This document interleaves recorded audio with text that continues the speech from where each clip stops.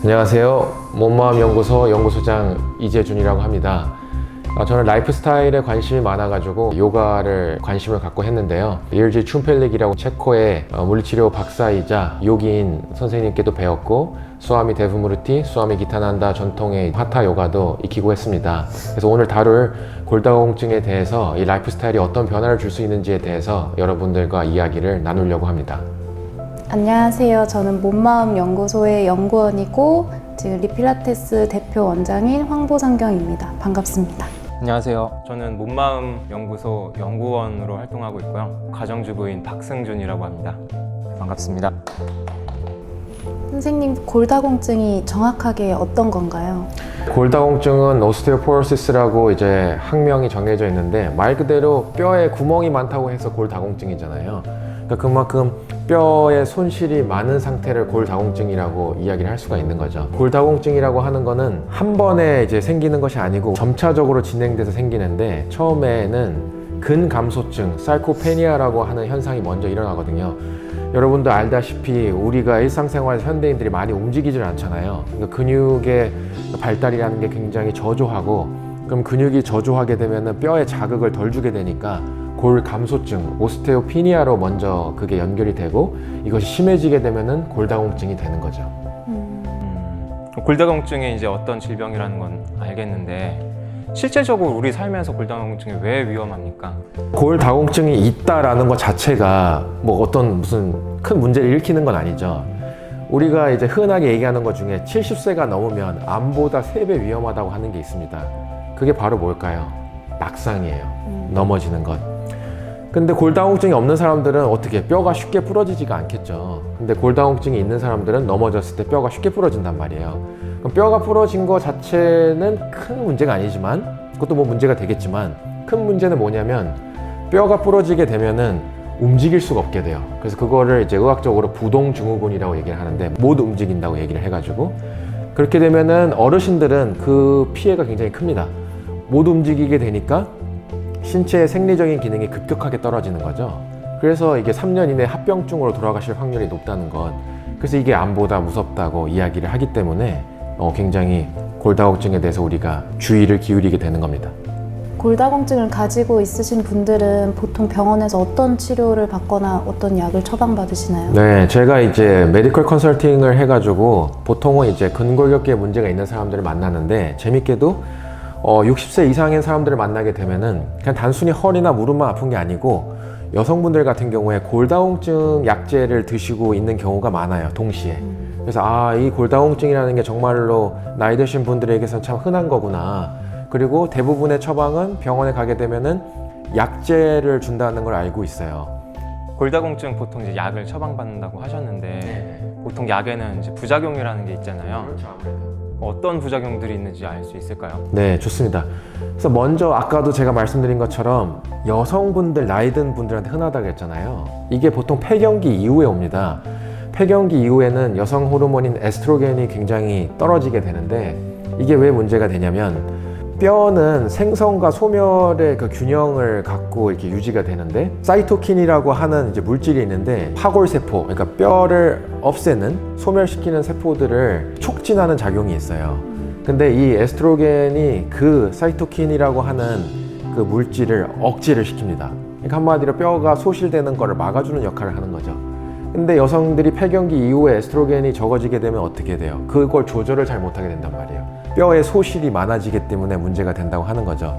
그래서 처방하는 게 이제 여성 호르몬제를 처방을 하게 됩니다. 그래서 에스트로겐 같은 경우를 주사를 통해서 놓거나 약제를 통해서 보강을 하게 되는데, 이 대표적인 부작용이라고 볼 수 있는 게 뭐냐면, 이게 여성들의 생식기나 또는 이제 자궁으로 들어가게 되면은 자궁 내막암의 위험을 높이고요, 난소암의 위험을 높일 수가 있어요. 흥미로운 연구가 있는데, 미국 하버드 의과대학에서 진행한 연구가 있습니다.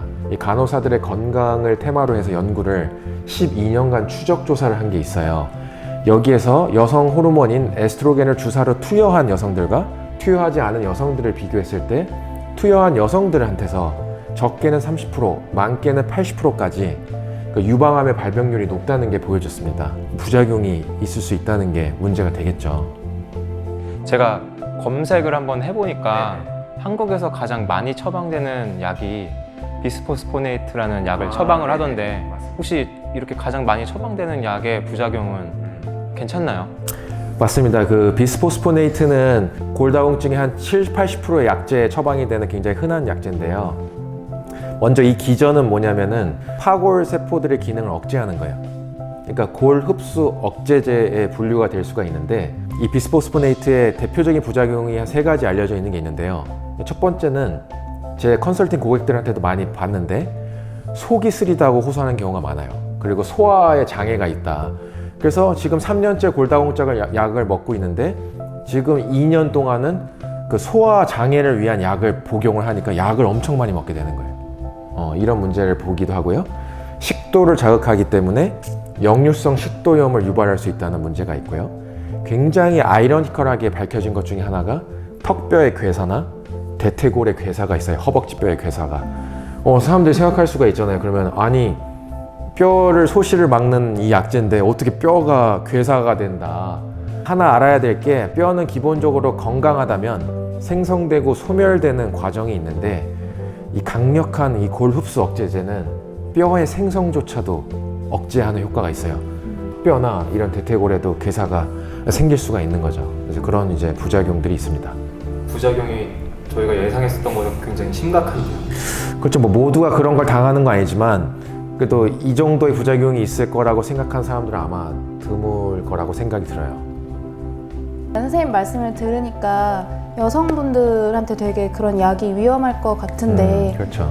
저도 들으면서 되게 겁이 났거든요. 그럼 네. 방법은 이거밖에 없는지 다른 대안이 있는지도 궁금해요. 그렇죠. 아무래도 성경쌤도 여성분이니까 아마 걱정이 되시는 부분이 있을 거예요. 좋은 뉴스는 약제만 의존하지 않아도 된다는 이제 연구가 있습니다. 2016년도에 나온 연구인데, 이제 미국의 재활의학과 의사이자 이제 요가를 하시는 분인데요. 로렌 피쉬맨이라는 사람이 제출한 연구가 있어요. 그래서 골다공증이 있는 대략 30명의 사람들을 대상으로 2년간 추적 조사를 한 게 있습니다. 여기서 202명 정도가 여성분이었고 소수가 남성분들이 포함되어 있는 연구였는데, 조절을 하기 위해서 지금 이 연구에 참여한 사람들은 약물의 처방을 주질 않았어요. 약물 처방 없이 오로지 요가의 아사나라고 하면 요가의 어떤 자세를 얘기합니다. 동작, 버티는 자세들.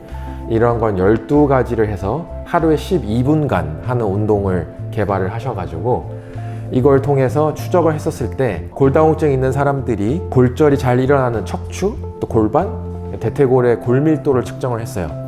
그래서 실제 참여한 사람들은 골 감소증이 있거나 골 다공증이 있는 사람들이었는데, 이 요가의 운동들을 하고 난 다음에 실질적으로 골 감소증이나 골 다공증 단계에서 벗어나게 된 거죠. 그러니까 한마디로 정상의 단계로 오게 되는 것을 약물이 없이도 본 상당히 놀라운 연구라고 볼 수가 있겠습니다.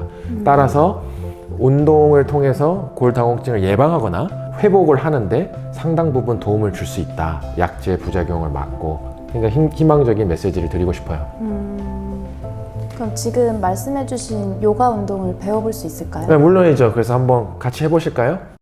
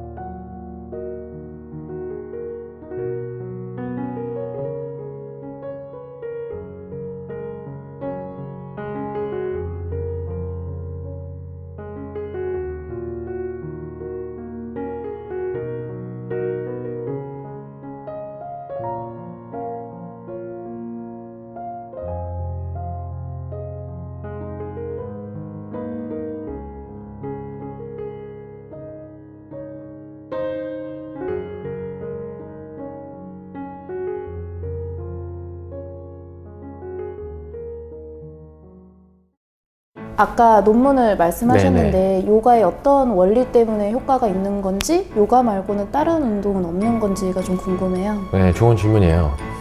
왜 이제 효과가 있다고 생각하냐면 그 예전에 이제 1900년대에 볼프라고 하는 의사가 있었습니다. 볼프의 법칙이라고 이제 불리는 내용이 있는데 내용은 되게 단순해요. 뼈는 자극을 받으면 성장한다는 거예요. 그러니까 외적인 그 압력, 부하의 자극을 받게 되면은 성장을 하게 된다는 게 이제 볼프의 법칙을 간단하게 요약한 건데요. 요가의 지금 아사나들을 운동을 통해서 보게 되면은 이 아사나들이 척추 또는 뭐 대퇴골 또는 골반들의 압력을 가한다는 걸 볼 수가 있어요. 그러니까 안전한 자세로. 그렇기 때문에 이 압력이 가해지게 되면은 뼈가 성장을 하게 된다는 것을 충분히 예측할 수가 있겠죠. 따라서 연구는 요가로 되어 있지만 요가만 이게 가능하겠습니까? 뭐 웨이트 트레이닝도 되고 뭐 필라테스를 할 수도 있고 그것이 어떠한 이제 외력을 가하고 적절한 외력을 가하고 좋은 자세에서 버틸 수 있다면 그것은 우리의 성장, 뼈의 성장을 이끌어낼 수 있는 방법이 될 수가 있죠. 골다공증 이제 걱정하시는 분들이 칼슘 섭취에 대해서 고민을 많이 하시더라고요. 칼슘을 잘 섭취할 수 있는 식이 방법 같은 게 혹시 있을까요? 네, 칼슘 섭취가 어떻게 보면 참 미신이라고 볼 수가 있는 게요. 이게 좀 고정관념을 건드는 건데 골다공증이 있는 사람들은 칼슘 섭취의 부족보다는 실제로 칼슘 손실이 많은 게 더 큰 문제가 됩니다. 그러니까 우리는 칼슘 섭취를 어떻게 더 많이 해야 될지 생각보다는 칼슘이 손실되는 게 어디서 손실되는지를 파악하는 게 더 중요해요. 그래서 몇 가지 연구 자료들을 좀 보자면 놀랍게도 동물성 단백질을 많이 섭취하게 되면은 뼈의 칼슘 손실이 굉장히 높아진다는 걸 볼 수가 있어요. 반대로 같은 연구에서 자연 식물식, 그러니까 식물식으로 채식 위주로 식단을 했었을 때는 그 칼슘 손실량이 50% 정도로 절감된다는 것을 볼 수가 있습니다. 그러니까 뭐 우리 한국인들의 전형적인 사실 식단이라는 거는 뭐 나물, 뭐 된장, 밥 이런 걸로 채식 위주의 식단이고 고기가 조금 들어가는 거잖아요. 그러니까 식물식이 많이 들어가 있는 이제 식단 위주로 드시는 게 좀 도움이 될 것 같고요. 두 번째로 또 문제가 되는 게 패스트푸드를 아무래도 바쁘다 보니까 많이 먹게 되는데 뭐 라면이라고 한다든지 뭐 냉동식품 이런 데 나트륨이 굉장히 많이 들어있거든요.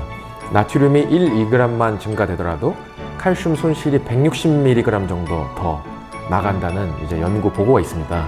그러니까 우리가 그런 제품들을 좀 피하는 것이 좋을 것 같고요. 그 다음에 요즘 커피 안 먹는 사람들이 없잖아요. 근데 커피는 이뇨작용을 촉진시키는데 신장에서 수분이 배출이 될 때 칼슘의 손실을 같이 많이 야기하는 경향성이 있어요. 그래서 닐 버나드 같은 이제 의사는 권고하기를 하루에 2잔 이상의 커피를 섭취하는 사람이라면 디카페인으로 바꿔보는 게 어떠냐, 뭐 이런 이제 조언을 하고요. 뭐 이거는 연구가 많지는 않지만 뭐 일란성 쌍둥이를 갖고 추적한 연구를 보게 되면은 흡연을 한 쪽에서 40% 정도 이상 골다공증의 위험이 높다는 연구도 있습니다. 뭐 그럼 모든 뭐 흡연자는 다 골다공증에 걸리느냐? 뭐 그런 건 아니겠지만 뭐 좀 걱정이 된다면 뭐 흡연이 그렇게 좋을 건 없잖아요. 그러니까 그런 것도 한번 생각해 볼 거리들이 있는 거죠. 칼슘 섭취가 중요하지 않다라고 하는 얘기가 되게 좀 새로웠습니다. 그게 같이 연계돼서 비타민 D 보충제도 권고가 많이 되는데 그건 좀 어떤가요? 그렇죠. 이제 비타민 D 보충제를 이제 사서 이제 먹는 경우가 생기는데요. 비타민 D가 일단 무슨 역할을 하는지부터 알아야 돼요. 비타민 D는 이제 체내에 칼슘이 들어와서 생성, 뭐 유지하는 것을 관리하는 기능이 있어요. 그래서 비타민 D가 그런 면에서 중요한 건데 하루에 한 사람이 필요한 비타민 D의 양이라는 거는 햇볕을 하루에 몇 분만 쐬더라도 충분히 생깁니다. 충분한 뭐 햇볕을 받는 야외 활동이나 이제 그런 것이 가능하다면 굳이 보충제까지 드시지 않으셔도 아마 괜찮지 않을까 생각이 들어요. 더 많은 운동, 좋은 식이, 라이프 스타일, 생활 습관을 바꾸는 것이 골다공증 예방과 실질적인 치료에 있어서 중요하지 않을까 생각합니다. 특히 약물이라고 하는 거는 지금 상태를 나빠지지 않게 정도밖에 못하지 지금 상태에서 회복해가지고 더 나아지게 할 수는 없어요. 적어도 뭐 약물을 제가 뭐 절대 뭐 하지 말라 이런 얘기가 아니고 점차적으로 그건 끊어야 할 것이고 우리가 생활 습관을 바꾸게 되면은 그 이 상태를 그냥 유지하는 정도를 넘어서 가지고 더 나은 상태로 갈 수가 있게 된다는 거죠. 네. 그치?